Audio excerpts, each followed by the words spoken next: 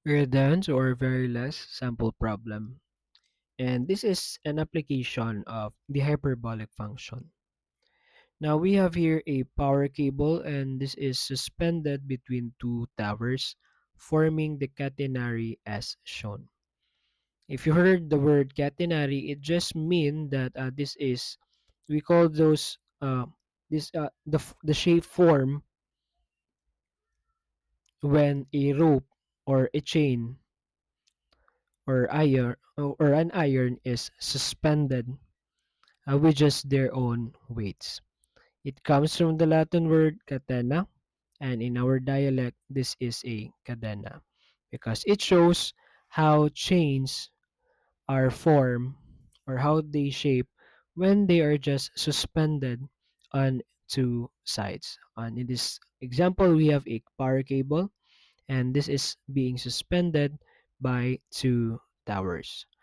And the equation for this catenary is shown with the following. Y is equal to a times the hyperbolic cosine of x over a. And the distance between two towers is 2b. It means that the two towers that is holding the catenary cable or the power cable has a distance of 2b. Now we're asked to find the slope of the catenary at the point where the cable meets the right hand tower. As you can see in this equation, we have just letters. We have the y, a, and the x, and we have the distance at 2b. And many of the learners are struggling when they see this one because the majority of the learners are more confident when they are dealing with numbers than more letters. But there are just two things that you need to consider or to keep in mind when you can see equations with several letters, like this one. First is the independent variable, and as well the dependent variable. What do we mean with this is that we should just locate where is the independent variable and the dependent variable in the given equation. Looking at the equation, this one here means that this is a function of the independent variable there. It means that our y is our dependent variable.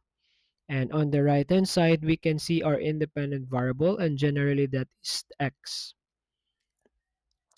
Having already located that our x is the independent variable and y is the dependent variable, the rest of the items, so like let's say we have our b, or let's say the a here, this is our constants. It means that if we are dealing with derivatives, we can just if we can understand that these items or letters are just constant, we can just easily apply the derivative of any constant is always equal to 0. Since you're asked to find the slope, that is just dy over dx.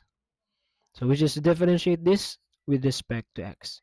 So we will have y prime is equal to, since a is a constant, we just leave it there and multiply it with the derivative of our hyperbolic cosine x over a. So this will become times the hyperbolic sine of x over a.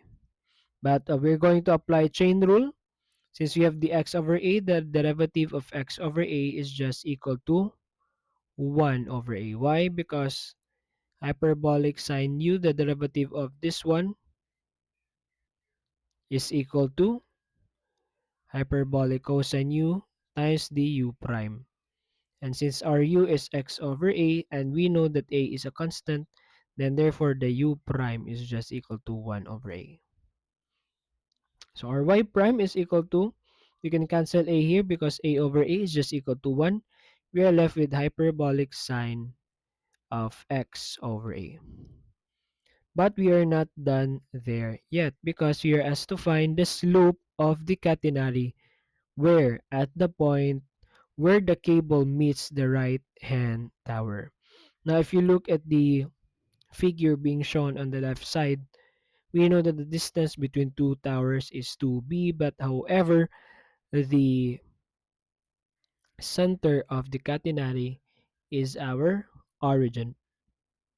That's why it is being divided here as b, and the right hand side that is as well b.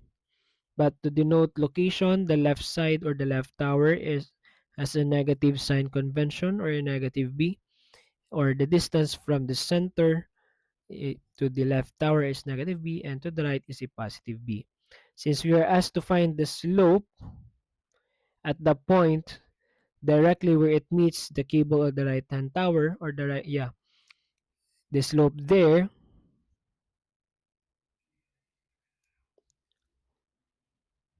we need to substitute the value of our x on that side.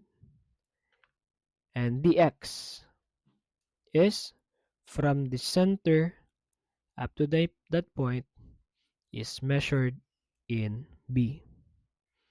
Therefore, the slope of the at the point where the cable meets the right hand tower is just equal to the hyperbolic sine of b over a.